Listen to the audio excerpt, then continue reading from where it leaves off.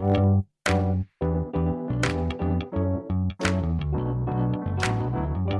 by Riverside.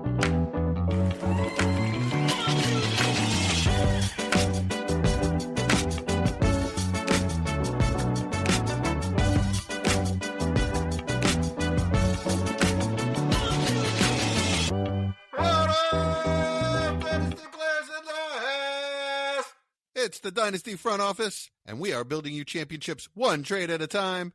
I'm your host, Jesse Schneeman, and I am here with the two best friends anyone could ever have. Missing one tonight, but he'll be back next week. That means my main man, Chad Mendoza. You go first tonight. How are you tonight, Chad? Wait, there's supposed to be four of us? Normally. Oh, okay. Where'd he go? Did you forget about Mike? Completely slipped my mind. Honestly, I forgot about the podcast until, 30 minutes ago when you guys reminded me. So my fault for us being late, but we're here now. I'm excited. Let's talk about some Dynasty players. That's not true, but thank you for trying to cover for us. We are a little late tonight. Sorry, guys, those joining us live, but we'll make up for it. The auspicious Austin Bell. How are you tonight? Oh, Austin? Man, I'm good. I have got to remember again how awesome football is. It's just a week-to-week thing, and like this week, it's amazing. That was one hell of a week in the NFL, wasn't it? It was. Man. It was wild all the way around, and I mean, the Panthers shut out a team. If that didn't tell you the NFL week was crazy, I don't know what does. Yeah. So many blocked field goals. Obviously the Eagles were dominant in that area. But my wife's out running around during the Eagles game. She comes home. We're up by 1 point and the Rams are lining up to kick 45-yard field goal to win the game. She walks in the door and she goes, "Oh, congrats, honey." I'm like, "What? What are you talking about?" She's like, "Oh, you're winning." I'm like, "Shut up." I'm like, "Get in there and block that field goal now that you said that." And she did. Look at her go. Yeah. She got quick feet then. Yeah. She's no Jordan Davis, but yeah. Oh, I was going to say, I didn't know you were married to Jordan Davis. And why is he calling you during the game? One thing before we move any further, I've been looking at some of the metrics of our podcast, and I have noticed that we have quite the international community going.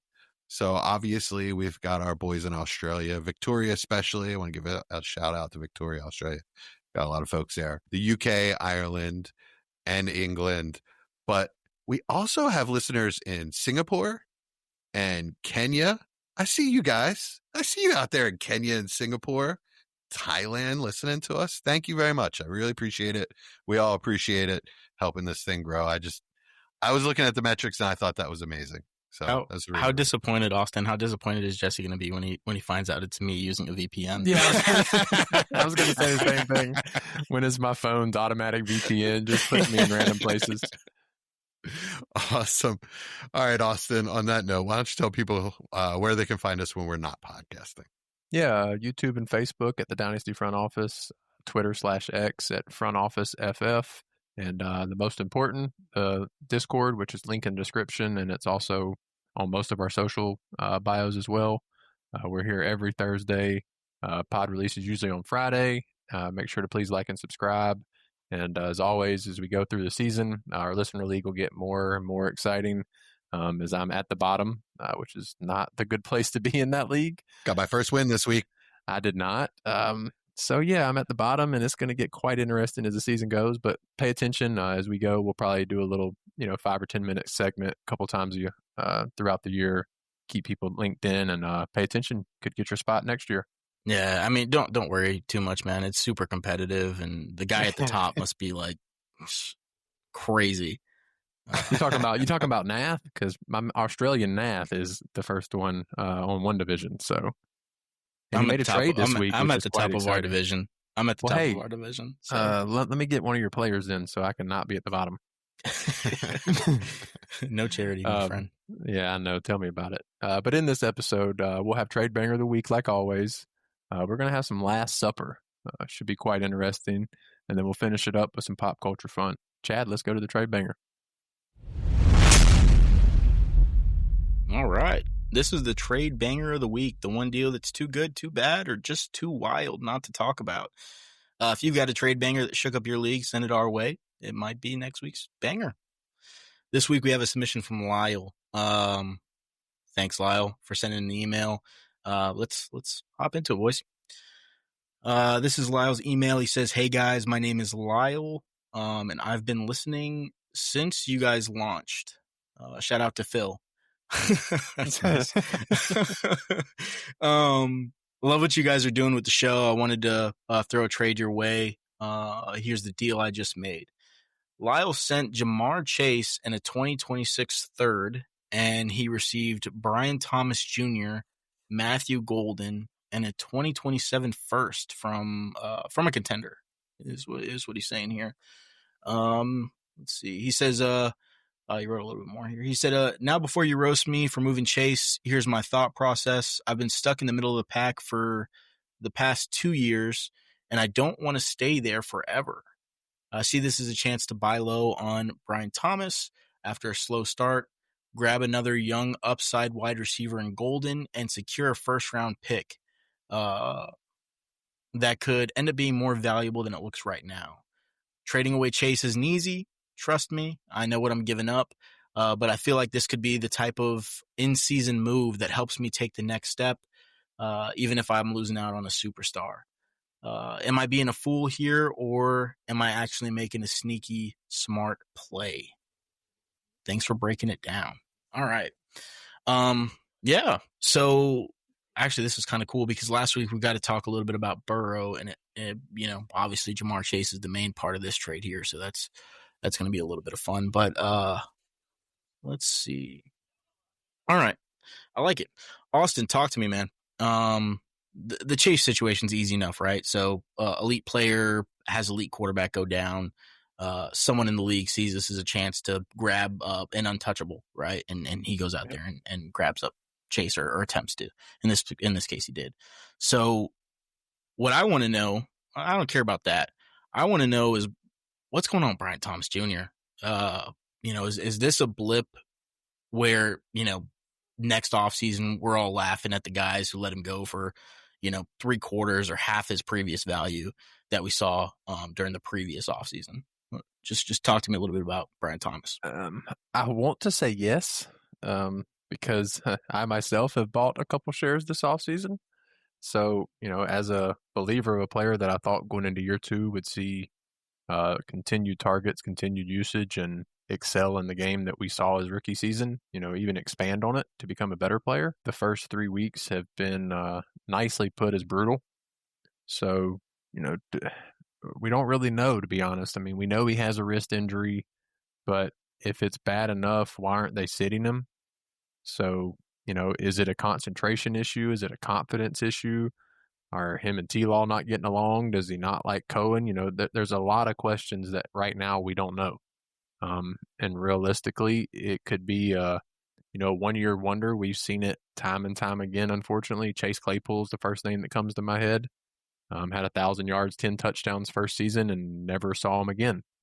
Now, I would say we're all more excited with Brian Thomas Jr., but we can't rule that out. There is a possibility that NFL defenses figured out a way to scheme for him, and what he was doing last year isn't possible this year. And, maybe maybe he's more limited than what we hoped, and, we're not going to see that ceiling come true.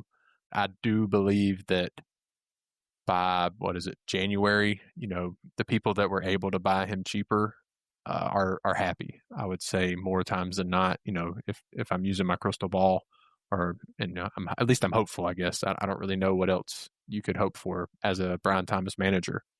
We've seen it, and now we're not seeing it. Yeah, it's a pretty good example to bring up with Claypool. Although I think splitting hairs here, situation's a little bit different because we did see some of the limitations with Claypool, whereas Brian Thomas Jr. we saw him do a little bit of everything, and he seemed to excel in a lot of different areas, which was part of what was so exciting about him. Where it wasn't just a production, it was also kind of the eye test and kind of the feel of what he was giving off last season. But yeah, I mean, Jesse, any thoughts on that? Oh yeah, of course. So, as you guys know, I was extremely high on Brian Thomas Jr. coming into the NFL. That being said, I really was not looking at him as a buy this offseason. He got to such a high point. Like you said, after one season, it did make sense to me to buy him, but I did hold him. I didn't sell him anywhere.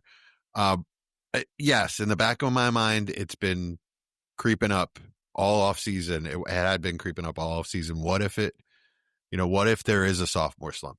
The man is supremely talented. So I don't think that he's a flash in the pan, but we're seeing how a sophomore slump can happen, right? A new offense, a very complicated offense, a quarterback that's got some pretty major flaws that are being exposed at the moment, and an injury, right? So all of those things together can absolutely lead up to a slow start. But I don't think that this player's talent is going to let him fail overall. So if you look at him as, let's say he's lost a little value, he's still worth 2 firsts, right? Yeah, I think people are going to be a little bit more hesitant to pay that at this current moment. It's the same thing with Marvin Harrison Jr. I would almost put them dead together. I think there's some sharks out there that would do it in a heartbeat. Maybe. I think I would in the right situation. Don't start popping offers out. Please. In the right, it would have to be the perfect situation, I guess, where I didn't really need him to produce right now. I had a stacked roster and I had an opportunity to kind of let him rest on my bench. In this situation, you also have Jamar Chase, who's going to have depressed production for the next 10 weeks till like week 14. I think we're hoping Burrow can come back. Yeah, maybe. And he wasn't clicking yet, right? So he's still probably going to be in that cold mode, that cold early season Burrow mode. If you're expecting him to come back and just light it up in the playoffs automatically, that's scary. Yeah. So you can't really expect Jamar Chase level production from last year out of Jamar Chase this year. So right there, I'm fine with sort of taking the gamble that BTJ can match his production. Now I'm also getting Golden that he's shown signs. 5 for 51 this week is a step forward. Well, if he can become a flex in my lineup, and then I also have a first in my back pocket, I think it's a good deal, especially value wise. I think it's a good deal. I would take the package. Okay. Yeah. So as far as Golden goes, I know we you kind of mentioned him a little bit, Jesse, but we really didn't get too deep into it.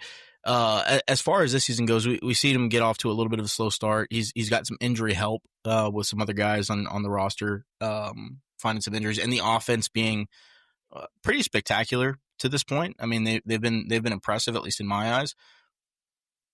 What are we hoping for this season from him? Like, well, and what I mean when I'm saying hoping, obviously we hope he's a wide receiver 1, but from the likeliest scenarios, what are we hoping for?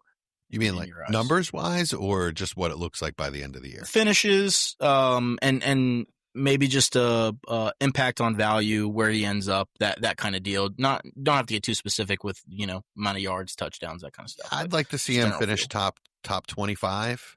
And by the end of the year, be the number 1 option in the passing game for Green Bay. But we have a long way to go, and cross your fingers he gets there. But there's a lot of football to be played, so I'm giving Golden a long leash. He's not in my lineups right now, but by no means do I think his value has gone down. Yeah, I think this is a really good opportunity to remind people that this is it feels like we're deep in the season here, and we've had some wins and some disappointments, but this is week 3. These so wins early. And disappointments aren't really wins and disappointments yet. We're gonna get into week 10, and all the disappointments and all the wins that you've had, or a lot of the disappointments and wins that you've had are gonna feel like just kind of blips. So it's gonna feel like last season. Yeah, exactly. So, Austin, one thing that I want to kind of finish off here with asking you, or maybe not finish, but just kind of get your perspective here. When you're doing a trade like this, when you're trading an elite player like Jamar Chase, even ignoring the injury, because I think all of us feel pretty safe about Chase and what he is and what he's going to be going forward.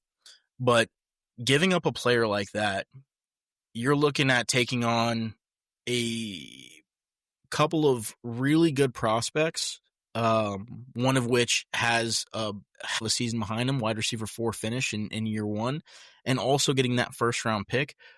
What is the likeliest scenario in your eyes for how this trade ends up looking down the road? Do you think this is the kind of trade where somebody looks back and they see that they've let go an elite player and they're like, man, one of these pieces didn't work out and it kind of looks bad? Or do you think even if maybe 2 out of 3 hit, it could still end up looking like a decent deal? Yeah, I think both managers could be content with their decision in 12 months' time. I think we have a decent avenue where Brian Thomas, Matthew Golden, and a 27 first, even if late, we're happy with 2 of those 3. And as long as one of those is Brian Thomas, we're probably feeling good about it.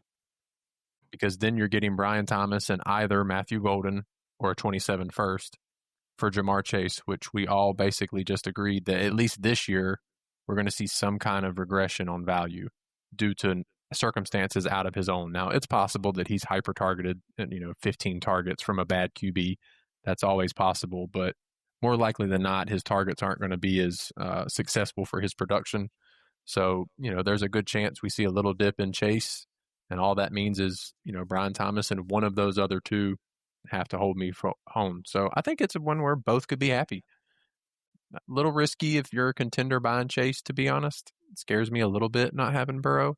You're giving all that up with Jake Browning. Well, let me, because he did add a little bit more context. I just thought it was too much to read. But he did say the person that he's trading with is not a contender. It's a contender's first from somebody else. Okay. I think the risk overall, like a year from now, the risk side lies on the package. Chase is the stud elite commodity here. So the risk is really entirely on the other side. I think the value is enough, for me to overcome the risk. That's probably a good way to put that. Yeah.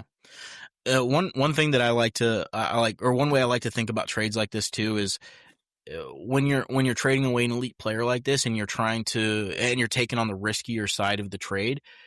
One way to mitigate risk is to get that first and then maybe do a smart play with the first instead of actually just sticking with it and drafting a player in 20. This is a 2027 pick. So sticking with it and saying, hey, I like the draft class in 27. I'm just going to grab a guy. Maybe you're like, hey, you know what? The rest of this trade's already risky. Let me mitigate my risk. Go grab a guy who's pretty consistent, pretty reliable, and I know I'm going to get some production going forward from. 100% what I was thinking. You don't have to draft a player with that first. You can go use it on a proven veteran. There's so many guys you can get for a late first that can really help you win. I'm not a proponent for moving 27 first currently, unless somebody is a future draft guru guy that views these first as some crazy value. Then sure, move it. But in a vacuum, a future first is a future first. This draft class will gain steam. Even more than what is in the deep dynasty community now. The average dynasty community by next April, or really by next May especially, those first are going to be worth a lot. I know we all remember the 24 class. Those things were so expensive, even 2 years in advance. And y'all remember as we got closer and closer, they just became more and more expensive. So, I wouldn't love moving a 27 first, but I do love acquiring them. Right now, if you can tear down 1 or 2 spots for a player you like and get that first with it, it feels really good. Yeah, that's a really good point to bring up because just in saying talk about moving the 27 first, it doesn't have to be now, right? Like you can. It's all about the details. So like Austin's alluding to here, look at the class, see if you think it's going to gain steam, gain traction in the community, which a lot of people do believe the 27 class is one of those. and maybe wait until that time comes. It's not something that has to be done now, but that's a really good point.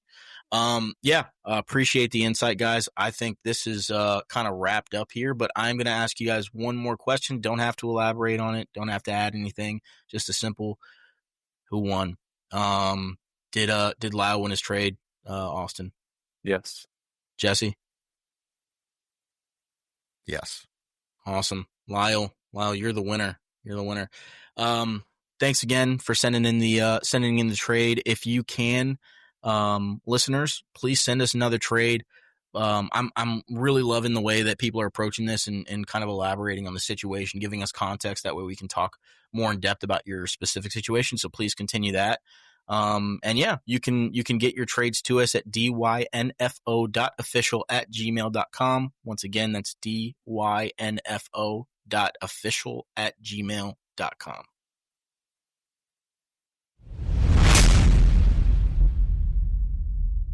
All right, gentlemen, are we ready to play a game? Yes. Let's do it. All right, the game tonight is called Last Supper. So this is your last dinner, guys. This is it. You're not going to be with us tomorrow. Oh man. And yeah, so you get to invite 4 NFL players to have dinner with you, and you get to ask them questions. This is the last thing you get to do on earth, is you get to ask these guys questions about what the heck is going on with them this season. Maybe this says a little bit about me, but if I'm having my last supper and I know like I'm gone after this meal, I'm more worried about the food than I am the guest. Well, yeah, we're not a food podcast, but yes, you do have to have one food per round as well. That has to be on the table for you. Okay. Nice. Yeah. All right. So for me, it's more about the company. I don't know. It's a little tough. Well, you're old. I love old and lonely. I don't like people. Oh so my like, gosh. I mean, I am married. Can I bring a dog? No. Well, okay, but that's not one of your guests. Okay. Yeah. Of course not. You're just going to chill beside me. Yeah, that's fine. Okay. Yeah. No, I mean, food is very important to me too. That's tough. I don't know, food or people. Well, that's not tough for me. Food. So easy. All right, Austin, who's the quarterback you're going to bring with you? I'm going to bring J.J. McCarthy. Yeah. Okay. I get that. Yeah. Chad, who's the quarterback you're going to bring with you? I'm actually going to break the rules a little bit here. Of I apologize in advance, but Just trying to win. Here he goes. Well, no. I'm actually gonna bring Travis Hunter, Brian Thomas Jr. and Trevor Lawrence all at the table together because I just want to introduce them to each other for the first time. Let them get to know each other a little bit. So they're going to sit. They have to use one chair. So they can sit in each other's laps. Yeah, that'd be great. Better. Okay. All right, that's cool. All right, I'll accept that. The problem is Trevor Lawrence can only find one of them because he can only read his first read. So, yeah, good luck. Yeah, I mean that's the issue here, right? Is that he's staring guys down. I mean, we talked at length about BTJ, so I don't want to go there. But he's staring guys down. He's thrown into traffic. He's got 4 picks in 3 weeks. Yeah, it's not good at all. It's not good at all. I mean, yes, we know that it's a detail-oriented, very complicated offense, like we just said. Still have to give them time. It's only week 3, but it's ugly. So I was a T-Law backer last week. I countered you, Jesse, correct? But I can admit where my flaws are. And in the Discord, if you're not in it, you need to join it. So you could have already seen this. But I'll give a little bit of context to it. Scott Barrett posted and said T-Law leads the league in first read throw rate, which he has led the league in 2022, 2023, 2024, and is now setting a career high in 2025 at 79.6% of dropbacks. This is causing a league low passer rating to his first reads because NFL defenses know this. He has a 26.1 passer rating when targeting BTJ and Travis Hunter. So obviously some of that that's not out of 22, right? No, unfortunately not. It's not even out of 30. Oh man, It's out of it's really 100. bad news. Yeah, Ugh. out of 100. So, there's a lot here to unbake, but he's dead last in hero throw rate, which means the QB makes a play. Mm-hmm. It's literally 0% on the season. Yeah. He's bottom 5 in turnover worthy throw rate, which means bottom 5, not the good kind of bottom 5, like he's the top 5 percentage. And he's also in the bottom 3rd in catchable throw rate percentages. So it's there's a lot there that's not good for T-Law. And on top of that, as we discussed last week, his receivers are helping him none. So it's a mess, and I don't know what they're going to do to make it better quicker, but they need to figure something out. Chad, since he's your guy that you invited, Mhm. you can't really sell him at this point, but would you buy low on him? No. I just Yeah. it's just a pity invite, really. So, all right, go ahead. Yeah, I just wanted to meet the guys he's playing with, so maybe they can build a little bit of chemistry. Yeah. All right, then let's talk about Hunter a little bit. Yeah. 45 snaps on defense. Yeah, not good. Not good. And One I think catch. Cohen said they don't plan on changing it much this week. They already said that. So it's going to be similar usage. He said they don't plan on changing it much this year. Yeah. But what he said was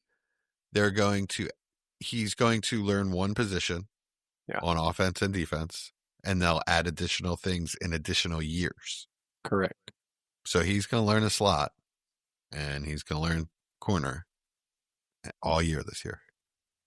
So if you're expecting any kind of like Emeka Egbuka, JSN, where they're a slot guy in college and come out in the NFL and show they can do more, no, that's not Travis Hunter.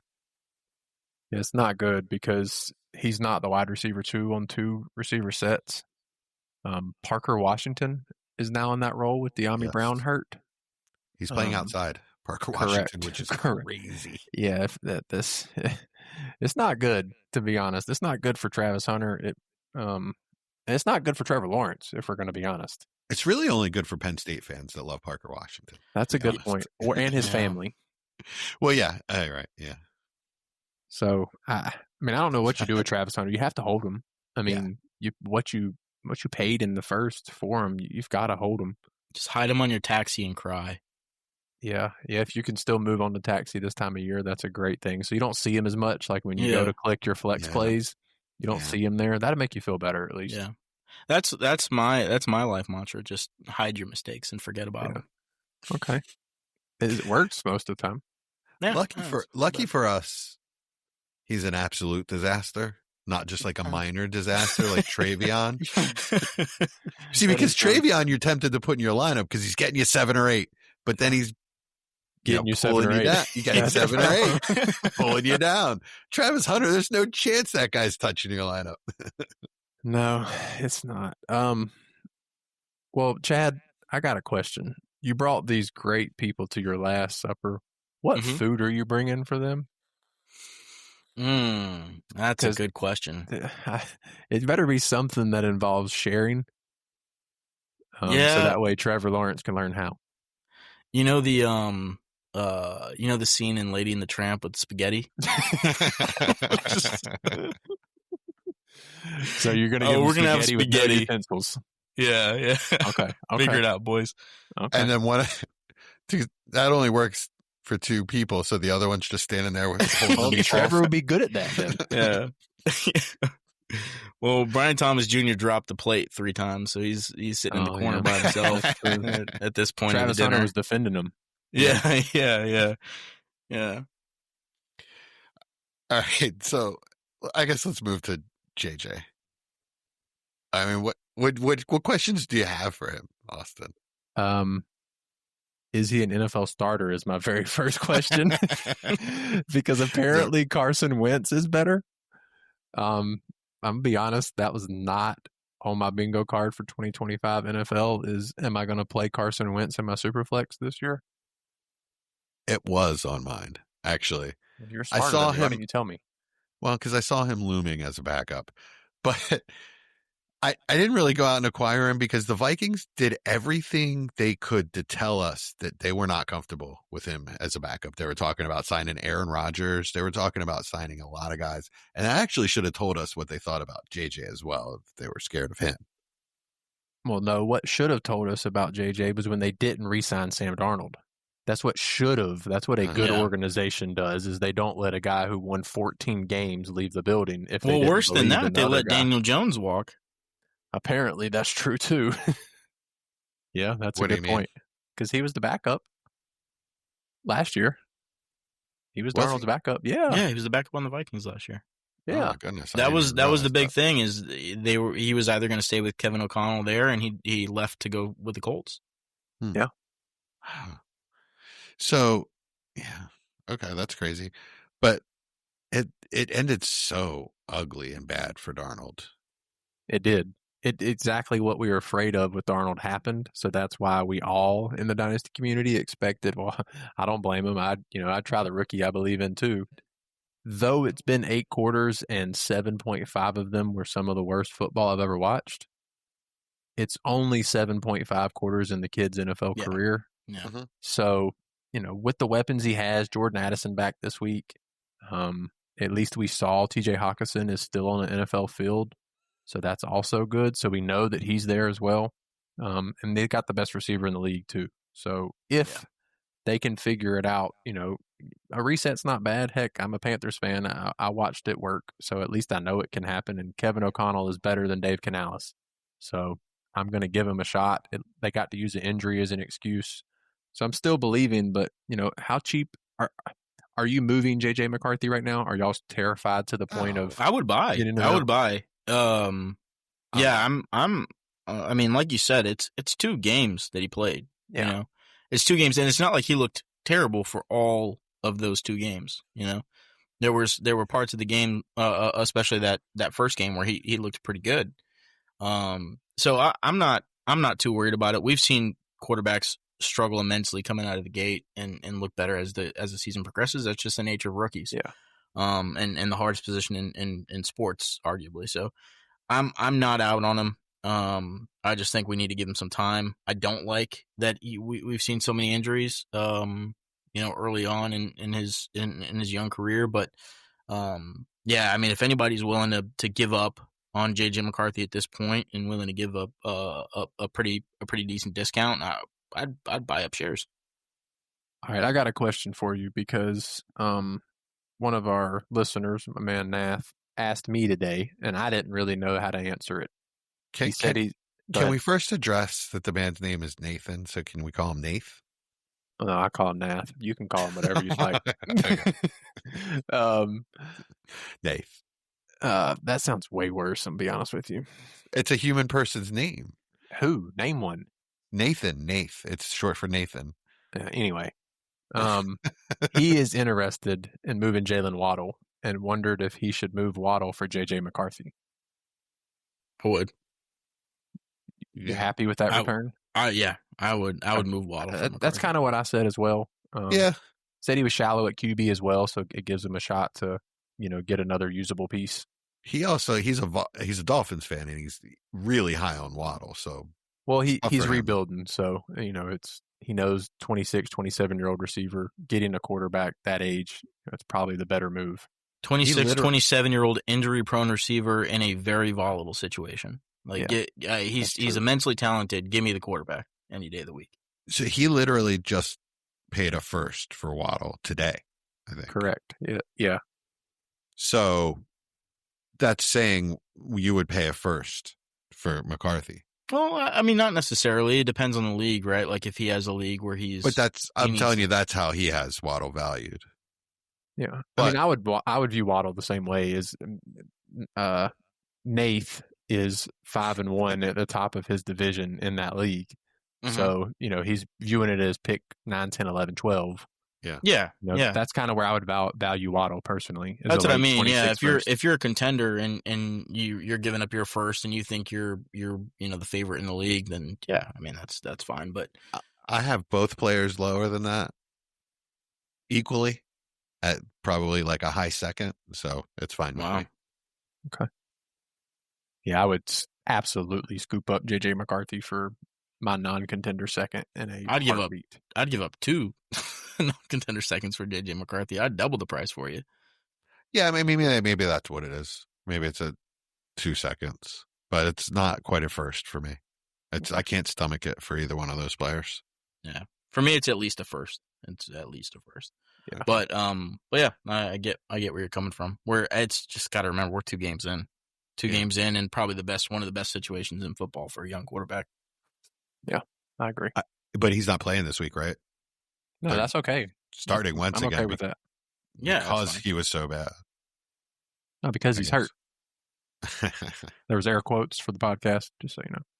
Yeah, the coach said that Wentz earned another chance to start, which that was such a weird game with all the defensive stuff and Isaiah Rodgers proven Howie Roseman playing the perfect defensive piece ever.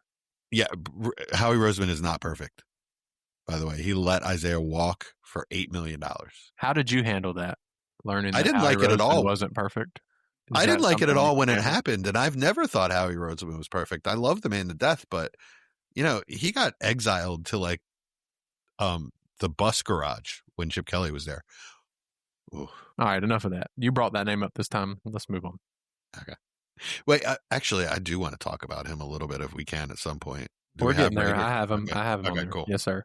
All right, nice. All right, so who's your wide receiver, Austin? Quentin Johnston. Oh, welcome to the party, Quentin. I don't know what to do with him. That's why he's on here. So I want to ask him: is he real or not? He looks real. He does. It looks like the confidence is finally there, and the hands are there. Yeah, like he's making. To me, those go hand in hand, literally. Yeah, but he's making good catches, not just catching the ones that are right at him. Yeah. I mean, he looks like a good NFL receiver, which I know a lot of people felt that he could be. I don't think any of us were on that train, but he looks good. I'll be honest. So I don't know what to do with him. So I wanted to bring him up, and hopefully one of y'all had a better thought process than I do. Because I don't know if I have any shares, but should I be buying? Is this as cheap as he is right now for at least a couple years? Or, is it just too late? And, I'm guessing now he's got to be at roughly an early second in value. I mean, it's got to be somewhere around there. I think he's more than that right now. Yeah. It feels like he's back to, because he was drafted as a late first. He's probably back to a late first. Yeah. Okay. And which is crazy. I'm not paying it. I'm not paying it, but I'm also not selling him. So it sounds right to me. Like, because I have him like in 2 or 3 leagues, and I mean, I watched him play. Like he looks good, and it's one of those things where I never thought that he was a terrible player. I know you guys were super super low on him, but I always thought his value was way too low. I just didn't think that he was ever going to pan out to this level. And granted, still very early. We got to add that in there, but he looks the part. So I'm excited to see where the rest of the season goes with it. I'm not ready to give up on it, especially after holding him this long. If I had a ton of shares, like if you were a QJ truther and you have 50% share across your rosters, it's probably time to get rid of some of those. Yeah, but I've got like 2. I've got like 2 shares, so I'm gonna hold on to them. I have none. He was on the annual do not draft list, the annual Jesse Schneeman do not draft list under. Actually, I had him as a late second in the same range as Cedric Tillman and Jalen Hyatt. He just was that raw of a prospect like those guys. So that's why I had him in that range. He just has put it together a little more than, well, he has more talent than either one of those guys as well. Cedric Tillman seems to be putting it together. Hyatt is probably going to get cut the offseason, I would expect, if he makes it that long. With Quentin Johnston, another really important name that I kind of wanted to swing in with it was Ladd McConkey. He's taking targets away from him. As simple as that. And defenses are absolutely bracketing and making sure Ladd can't be the focal point. But, with QJ becoming a usable weapon, Ladd doesn't have to get peppered. And I know another name Chad has later on. I was gonna say, let's throw him in there too while we're at it. Okay. Like, he's at my dinner, but we'll still talk about him. Keenan Allen. I mean, talk about stealing targets. This dude is. I mean, he's on track to finish a wide receiver 1 this year. And he looks the part too. So I don't know what to do with this offense at the moment. I don't know which person comes out of it unscathed, but somebody's going to come out of it pretty beat up. I don't know, man. They are throwing the ball a lot. They're throwing the ball over 40 times a game. So I'm not worried about it. I think there's enough volume for all 3 of them. And right now, teams are bracketing Ladd. And Quentin Johnston and Keenan Allen are both making them pay for that. So eventually that is going to change, and Ladd will have his. I think and he hasn't been terrible. He just hasn't scored, and he hasn't gone over 12 or 13 PPR points. It's not been like the bottom has fallen out. I would say pretty terrible for him, to be honest, for what you're expecting and pay where for. his value was. He's has 9, 5, and 7 targets. The type of player he is, he can't survive on that. I think we're finding out that we may have overvalued him. I think we just couldn't predict it. Overvaluing the PPR aspect to his game. I don't think so. I don't think we were overvaluing Ladd as much as we were undervaluing Keenan Allen coming back into the offense and Quentin Johnston's development. Yeah. I think that's the kicker, because Ladd is still an extraordinarily talented player, and does what he does really, really well. I think we just couldn't have predicted that these 2 players would come and hit it off the way they have. That's the factor in here that I think has been missing. But if a large part of that valuation is there's nobody else, then it's probably flawed. We were probably flawed in thinking that. Well, yeah, nothing really saying. Changed besides Trey Harris that we thought. I mean, nobody would have thought, looking at Keenan Allen last year in Chicago, that he would come back to the Chargers and look somewhat of a form of himself a couple years ago. And it's happening. So, I think we all reasonably thought Ladd should see 12 to 15 targets a game.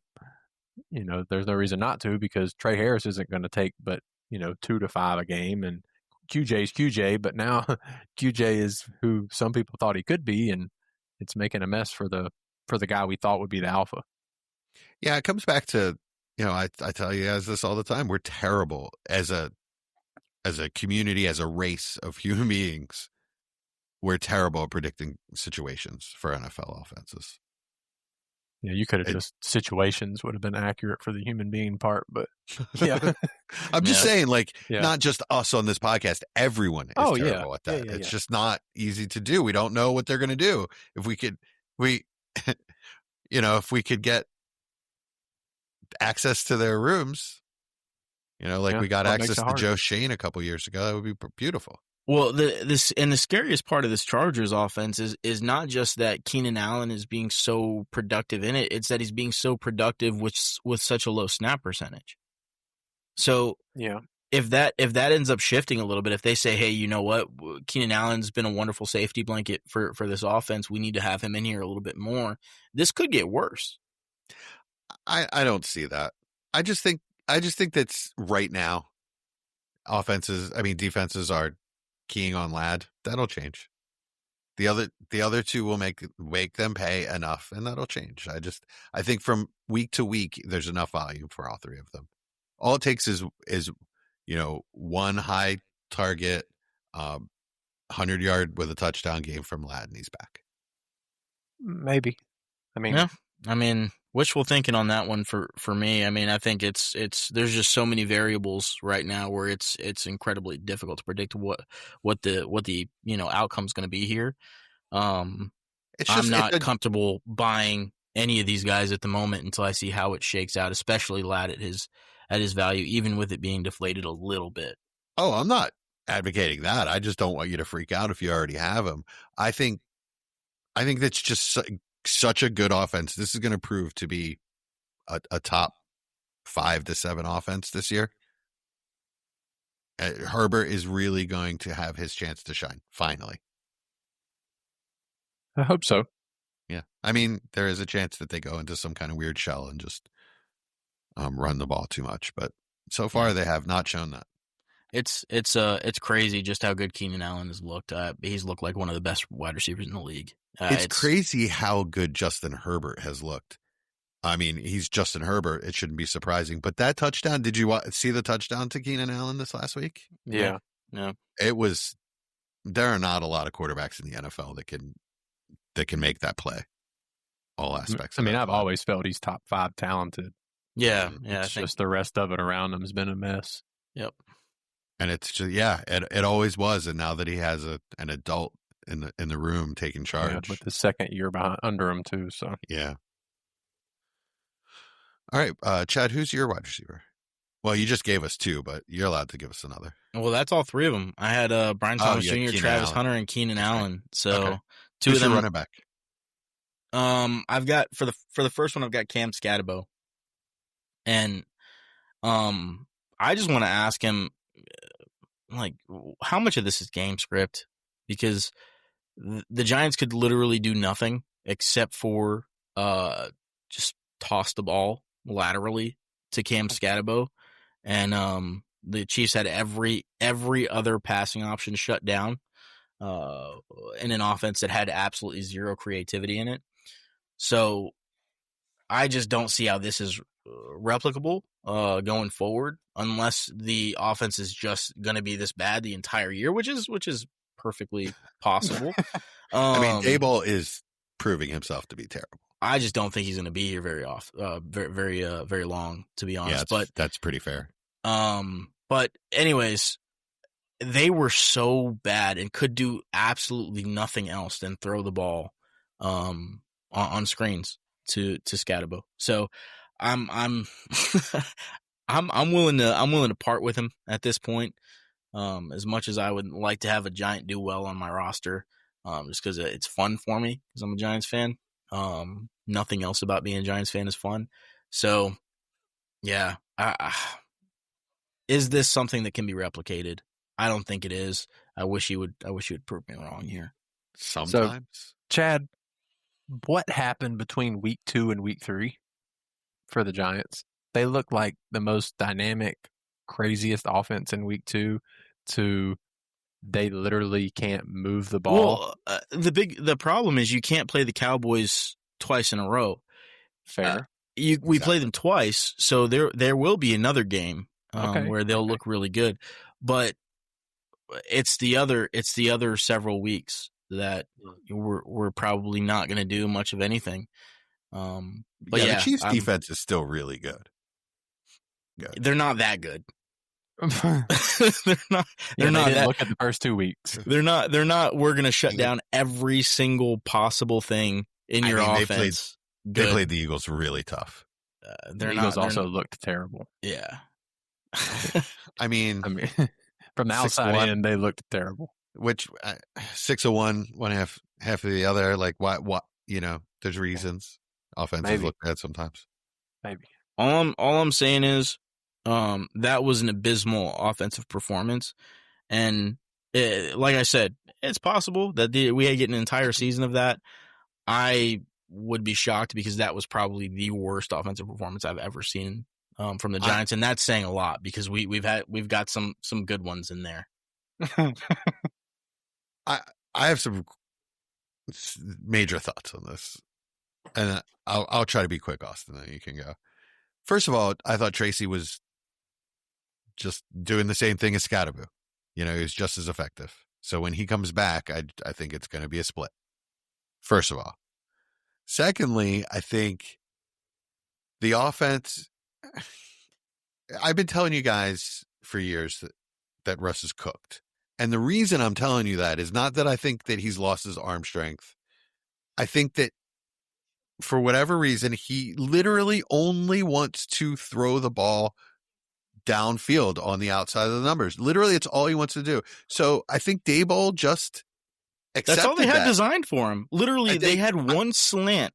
They had one slant. I think Daboll that went to just Darius Slayton. accepted that. And Darius said, okay, Slayton got a slant in, and then after they caught that slant, the one good thing they did all quarter, they didn't do it again for the entire game.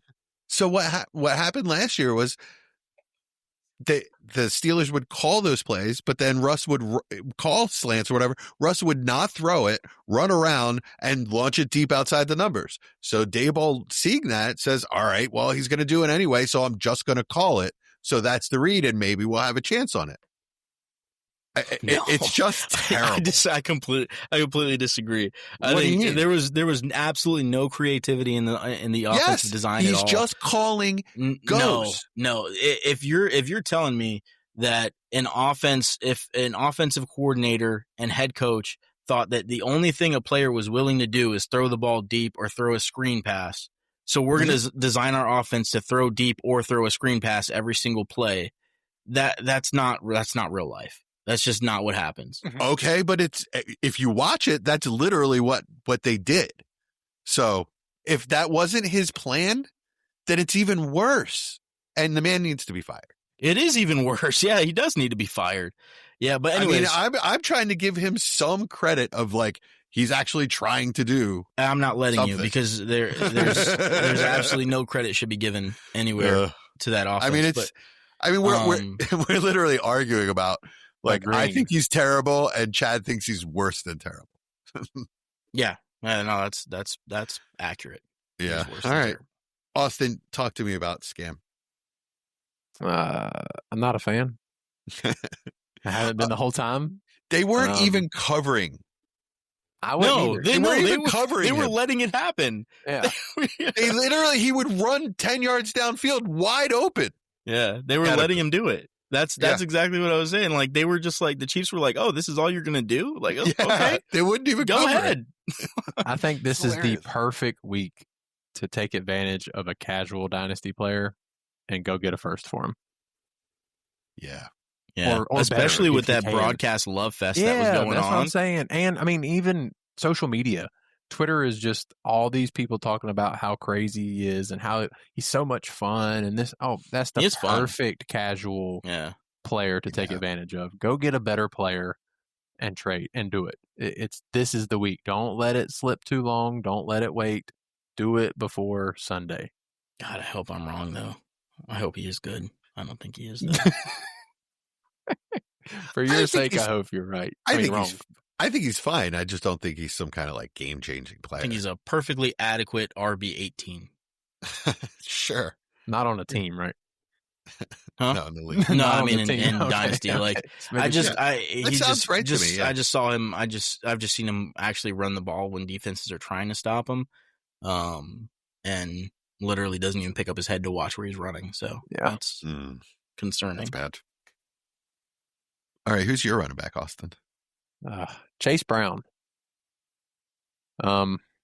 It's ugly. Like it's really ugly. Not only is it ugly, it's like one of the ugliest we've ever seen in the first 3 weeks of NFL history.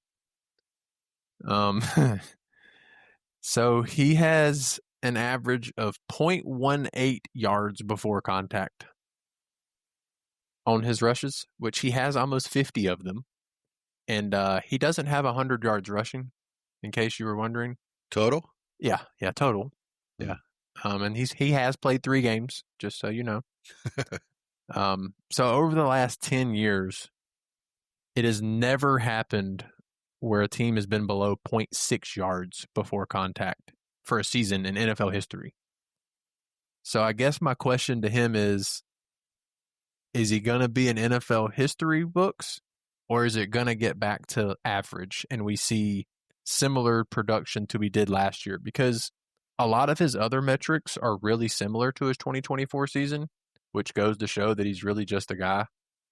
Same thing I've tried to say all offseason. But just a guy in an average successful rushing offense works. So I guess I'm asking him, is that O-line the worst we've ever seen? And he's never going to get any yardage before contact? Or is it going to go back to what we saw last year and him be at least a viable fantasy option? Y'all's faces say it all. It's tough because with Burrow out, that offense looks I'm speechless. Yeah, what are they gonna do? I mean, it's such a big problem going forward as far as just the entire offense goes. It's hard to predict even just the running game because, I mean, if they can't throw the ball, then I don't think it's gonna get much better for them, to be honest. Yeah, Okay. I can tell you what Dynasty players think of Chase Brown because I've had contenders sending me like offers like crazy. People are trying to sell him like in every league I'm in. I get Chase Brown. I mean, they want way too much for him. And even if they didn't, I'm not paying for him. I wasn't buying him in the offseason just because Austin hates him so much. You know, it kind of made it hard for me to get on him. It was a weird offseason. You couldn't really buy. You're not going out and buying running backs this offseason because there's so many rookies available, right? Yeah. But now it's like, what do you even do? I'm never the guy that panics and sells low on a guy. I just will eat him and put him on my bench and wait for his value to rebound and then sell him immediately. And if it never rebounds, oh well. I lost out on the scraps I could have gotten for him. I'm just not doing it. Chad, Cam Skattebo or Chase Brown?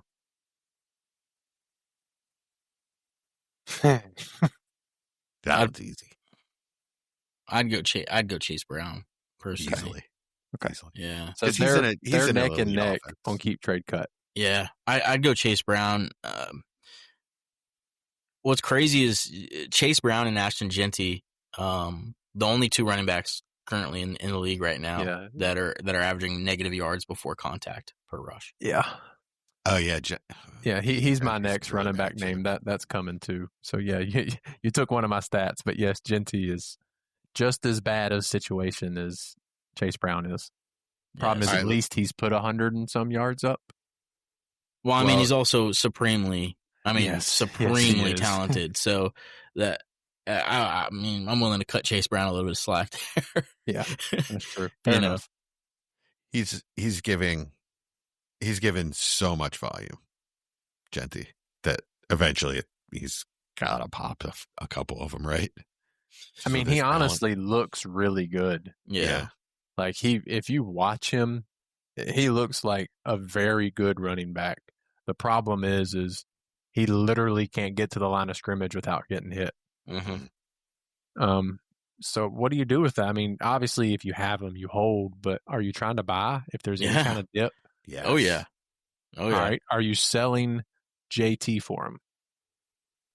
No. I mean, if you have JT at this point, you probably have him for a reason, right? So there's not many circumstances where I'm trading JT. Okay, I have a team that I want to sell JT.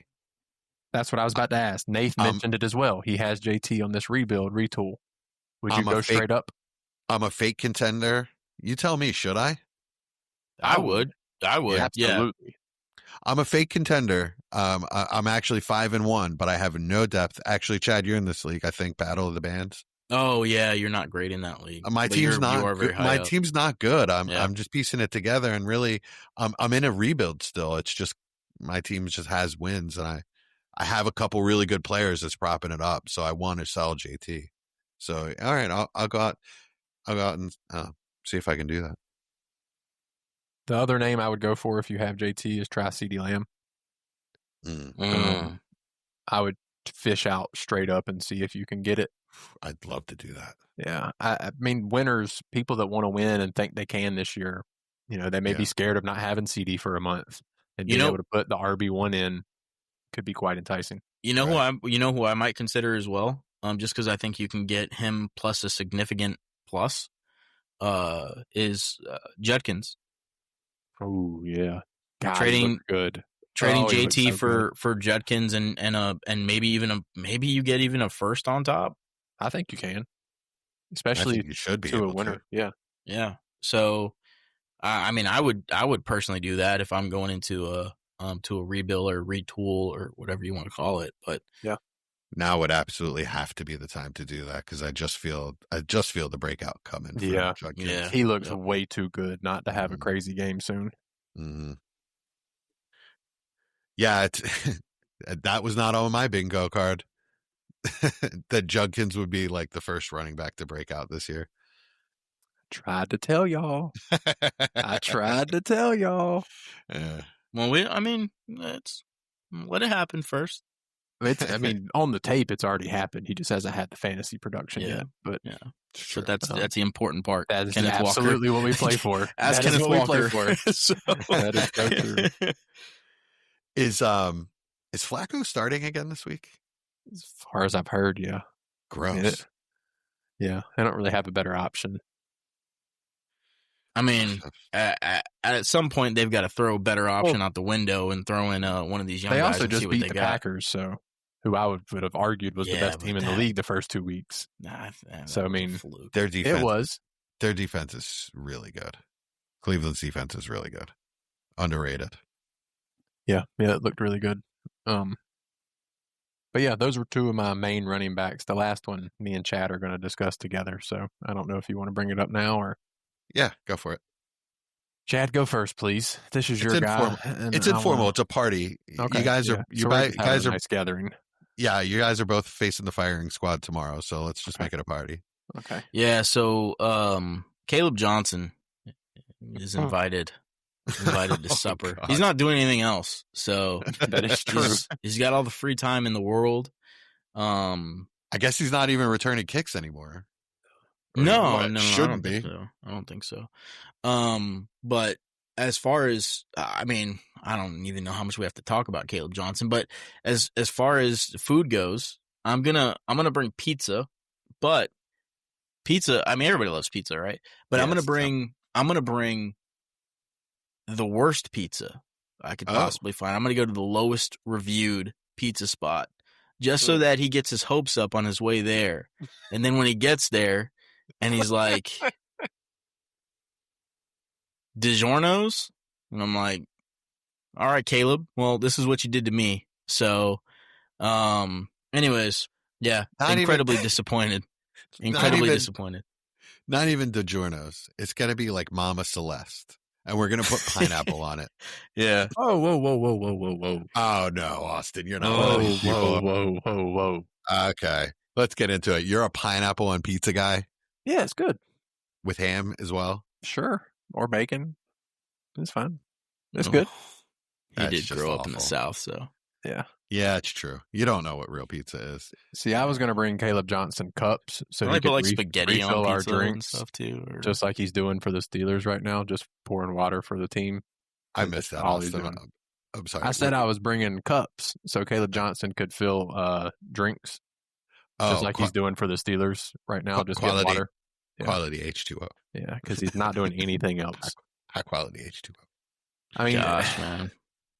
how low is it right now? Like, do you want to buy him? Like, I know I would Chad, you're buy a him. huge. I would buy I him. would buy him. I would buy him. Okay. I would buy him because I think I think people are scared to death of him. Yeah, because if there's anybody that you can actually make a little bit on pretty easily, just because of how low his value is currently, it's Caleb Johnson. I mean, it's in the mud right now.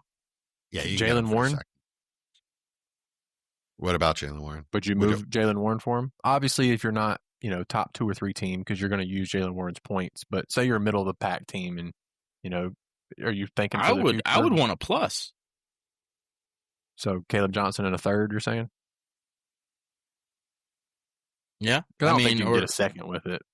or like a young kind of Amanor or something like that, or Okay. Charbonnet. Did you move off of Charbonnet for him? For Caleb?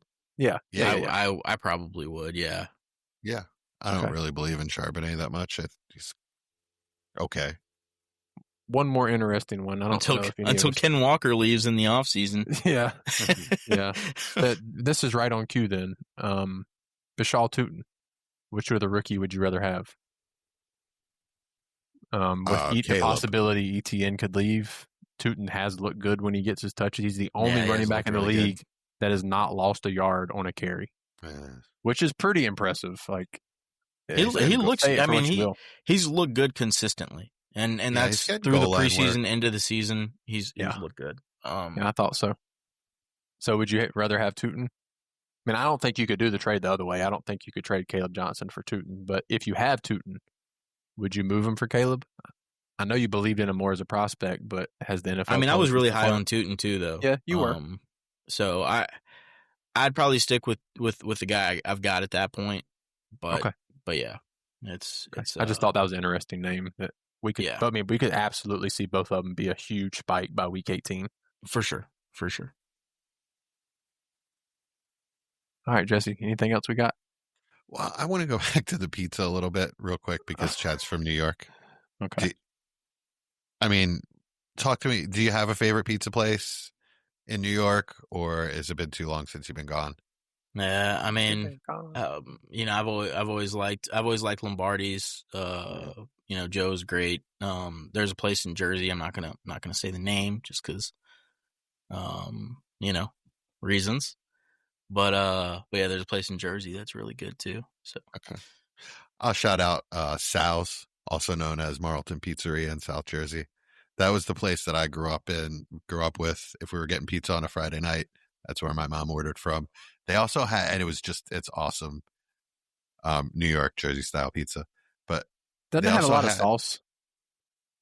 No, not necessarily. No. Okay. No. I don't.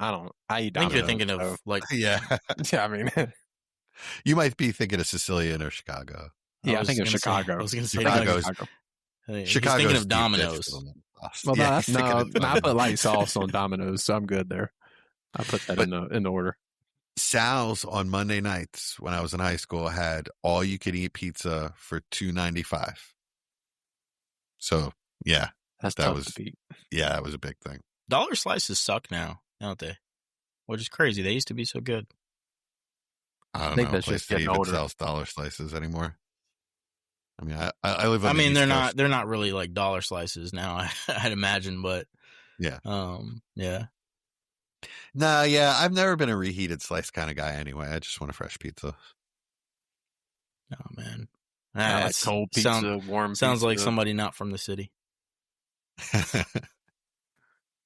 Correct. Yeah. All right. What are we're on tight ends, I guess.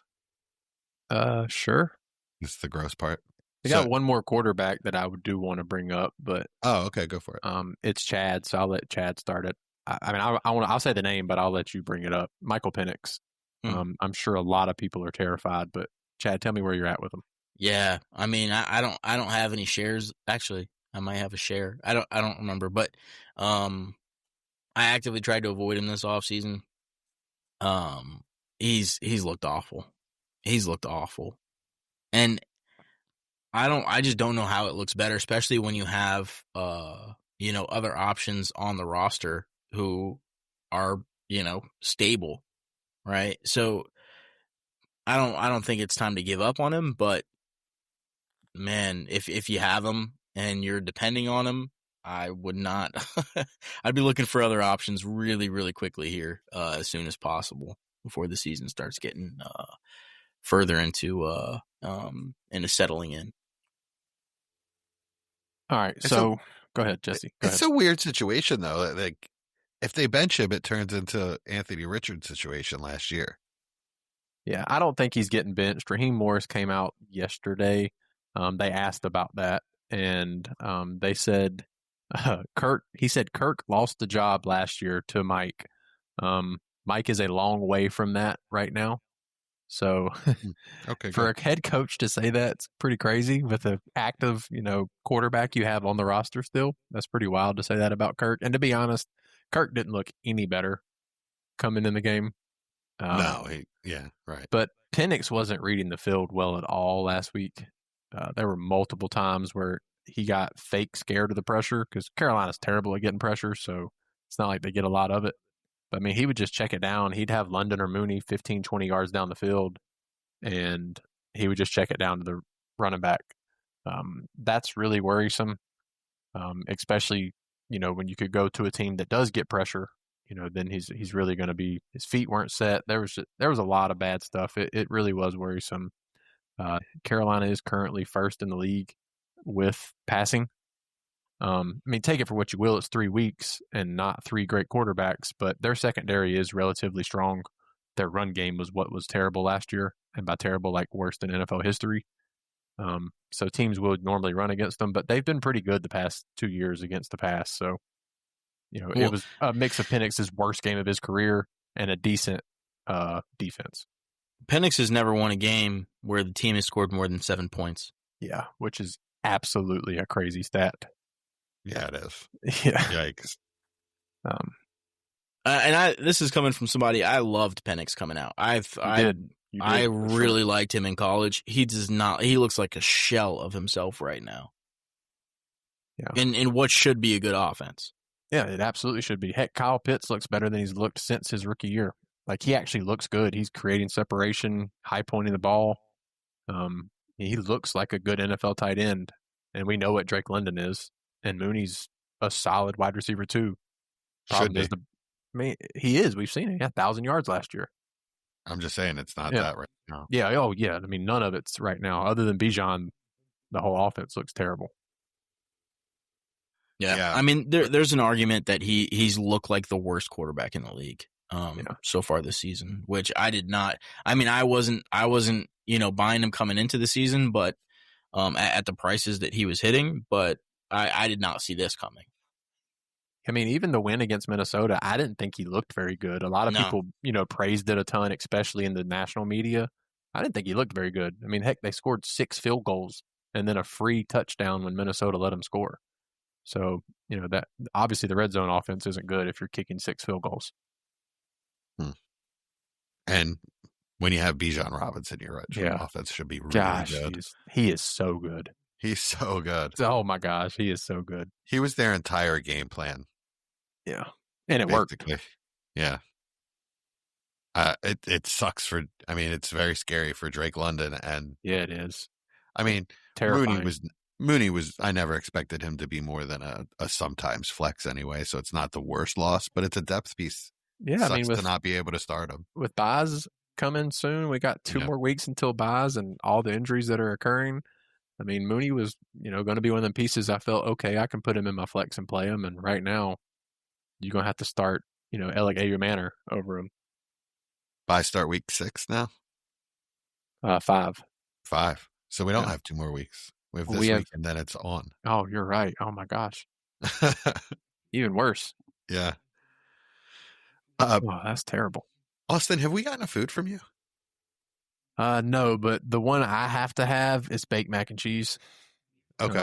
It is my favorite food that at any family gathering I beg for somebody to make. And as long as it's made well, I will eat as much as somebody will let me eat it. Talk to me about your favorite. Who makes your favorite one?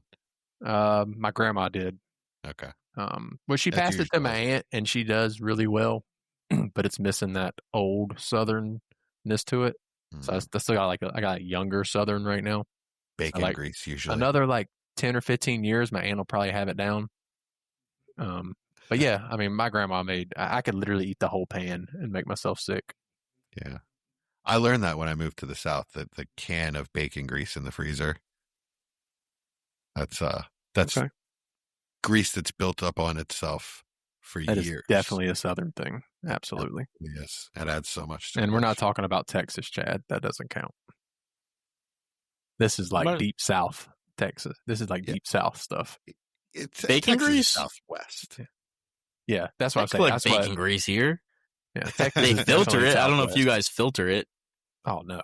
Absolutely in the South, not. No. Absolutely no, not. They big chunks of congealed pet. Yeah, you're taking all the good stuff out of it. That's so nasty. You just have little 30-year-old bacon pieces in your food. Right. Yeah, and it'll be so good. Yeah, right. Oh, it's almost oil. I mean, it's almost like usable oil for your motor vehicle at that point. I'm ready for the apocalypse. Yeah. Got my can of bacon grease, and I know where the dispensary is. That's right. So the one I make is actually Patty LaBelle's recipe. It's called Over the Rainbow Mac and Cheese. It's got 6 different cheeses, including little pockets of Velveeta. Ooh. It's really nice. Really, really good. I'm all for good baked mac and cheese. I haven't made that in a while. I'm going to have to do that soon now. But if it runs when I cut it, I don't want it. I need that stuff I need it to be firm. extra egg. Yes. We'll get that done. That's how a good baked mac and cheese should be. Firm. That's right. Yeah. If I cut it and it starts running off, I'm not happy. I still eat it because mac and cheese is so good, but it needs to have goo, though. It needs to. I'm good with that, as long as it's cheesy goo. Yeah, exactly. Like a hot pizza. I don't like goo on mine. I like it to be like. No. I like to have structure to it. I'm good with that too, to be honest with you. Yeah. Pizza and mac and cheese are actually two of the foods that I will eat any form of. Yep. Yeah, that's true. Those are good foods. God, I will eat the actually, worst pizza. I lie. There, I am very picky about pizza, but I was going to say, when I brought up Domino's last time, you talked a lot of junk. I'll still eat it, though. If it's in front of me and I'm hungry, I'll still eat it, and I'll enjoy it. I'll eat Domino's, Papa John's, and stuff like that, but just not. It's not going to be something that I go out of my way to get. Right. I'll eat box mac and cheese, actually. Oh, yeah, absolutely. I just put a little salsa in it. Delicious. That's salsa? Yeah, put a little salsa in the mac and cheese when you're done making it. I'm telling you, it's delicious. Just have tacos, man. What? Well, if you don't have tacos, a lot of stuff, I'm so confused, but you actually cook a lot more than me, so I'm going to trust you one time and try it. I'm telling you, it'll change your life. I was thinking breadcrumbs, like that's kind of what I was thinking about. But I can, no. I mean, I would agree with hot sauce, but I'm fine. Hot sauce is good salsa. too. Yeah, I'll do. That's how it started for me, hot sauce. And then one day I was like, you didn't have any hot sauce, so you was like, let me. Yeah, and I want some peppers and onions in there anyway, so let's do it. It was good. You said it's really terrible things: peppers and onions. What? Yeah. You're one of those guys. Do you like tomatoes? No. Beans? Yes. Anything green? Yeah, I love green beans. Are my favorite. One of my favorite things in the world. Okay. Southern cooked. I've met so many Southern people that just don't eat anything green. I love collard. What? Collard greens? I'm talking about like brown. Yeah, like I know, I understand. Like I understand, like soul food, like Southern cooking greens, which is really not good for you at that point. No, not at all. But like you meet so many people in the South that just don't like vegetables. Oh no, I love broccoli and celery and peas, limas. I'm all for. You love celery? No, celery's good. It's hydrating too. It's just water. Yeah, really. Yeah. You actually, you burn more calories chewing celery than you take in. That's how I exercise. Yeah. I tried to pull that with my wife. She laughed at me. Yeah. I'm exercising. You just sitting in front of the TV eating celery. Oh my God. Perfect. We are so off the rails. I love it. Well, at least this is our off the clock segment. It is. Yeah. I think we're done. The Last Supper. Chad, you win. Oh, thanks. I appreciate it. Because you prepared so hard for this. That's fair. That's fair. Actually, it's because I intentionally robbed you last week. I kind of have to. Yeah. I have to give you a BS win. Thank you. I appreciate it. Fair. All right, we are on next week then. Mike will be back next week, so he missed this week. That's his fault. Forget about host points. I almost took the win myself this week. Like preordained, just deciding winners before the game. Well, of course he does that. Yeah. Do you think this was unbiased? We're dealing with an Eagles fan. There's nothing unbiased involved. I win a lot of the time, so I just assume that I had everything to do with it. No, it's because he likes you the most. Yeah, I know. That's not true. Oh, really? All right, Austin, you watch anything good? Yeah, the Panthers win a game for the first time since January. Okay. We're off the clock, though. That's the only thing I've watched that was good.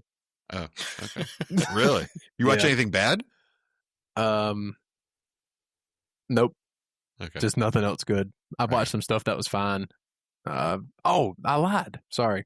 Chad, I watched that Beauty and the Bester documentary. Oh, yeah. Was it good? That was crazy.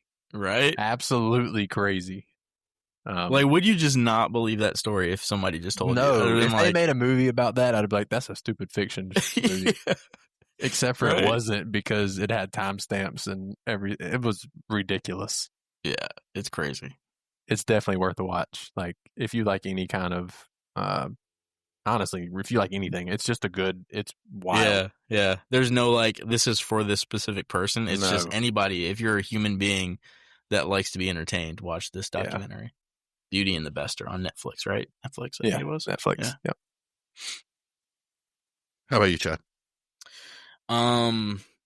Well, I found, or not found, my kid wanted to watch this Pokemon show on Netflix called what was it? Pokemon Concierge, and it was like like claymation kind of Pokemon thing. Really cute, really cute show. It was really awesome. Actually, a lot of fun. I enjoyed it, so we watched that together. That's probably the best thing I watched. Cool. Nice, wholesome. I watched the opposite of wholesome. Black Rabbit, I guess, is the hottest thing on Netflix right now. Yeah.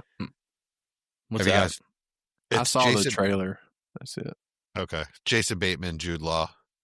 It's one of those shows where things just keep getting worse and worse as it goes along. And you keep thinking, all right, they're going to solve this issue and everything's going to be fine. It just keeps getting worse. Like Breaking Bad, but not nearly as good. So I have to say it was okay. You it was sold watchable. That. No, I'm not trying to sell it. I don't think it was all that good. It was okay. The reason I had to stop watching those kind of shows because I get this like irritated feeling, like this tense feeling, like nothing is ever going to get any better for these people. It's just going to keep getting worse. I can't do it. And I'm out usually by like third or fourth episode. This one kept me in because I just don't care about the characters. Because they're just jerks and I kind of wanted them to die anyway. So I'm not going to tell you what happens in the end. Jude Law is ridiculous. That just use a British accent if you can't do an American accent. It drives me nuts. I like Jude Law. Yeah, me too. He's actually, the acting was good. He's a good actor, but trying to do a New York accent was just, oh God, it was tragic, that part of it. But Jason Bateman was very good. Have you guys noticed, like, when you're a kid and you watch like movies or like shows where it's just incredibly depressing and just the whole plot of it is anxiety inducing, and you're super young and you're watching this and you're like, you know what? The world's great. The world is my oyster. None of this can affect me. And then as you get older and you start realizing, things about life, and you watch the same kind of things and you're like, I can't watch this. This is anxiety inducing and the worst. But I'm getting to that stage now. I'm like, man, I just can't watch this stuff anymore. I've got to watch something happy.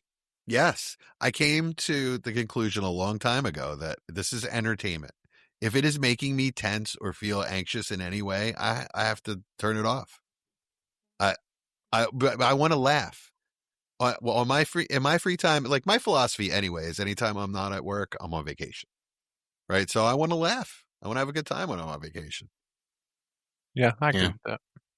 Yeah, it's sometimes I'm listening to a podcast or watching something and, about like somebody who went to jail for their entire life and did nothing wrong and they got released when they were like 75 years old. And I'm like, no, this could happen. And this is something that worries me now.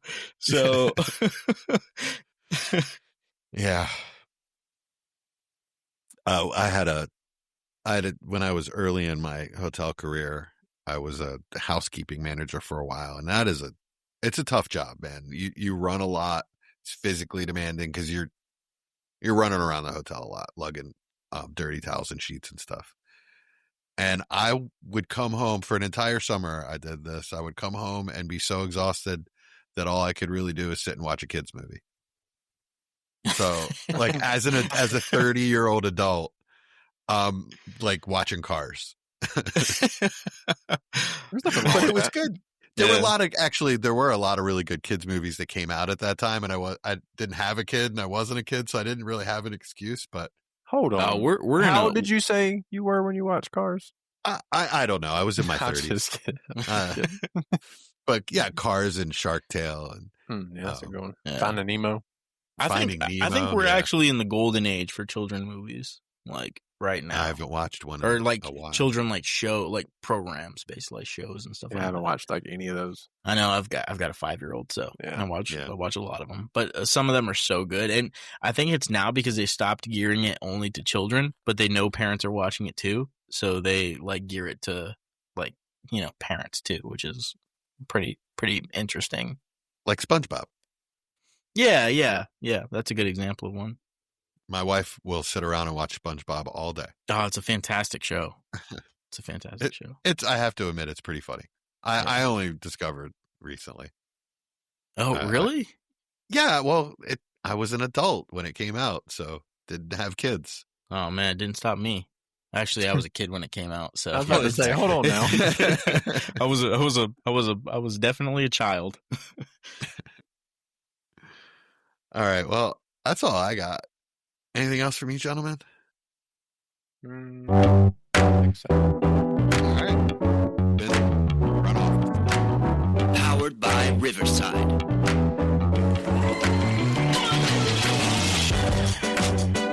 the Discord. It's free. Found in the show notes. All the other stuff that Mike usually says. Email official@gmail.com.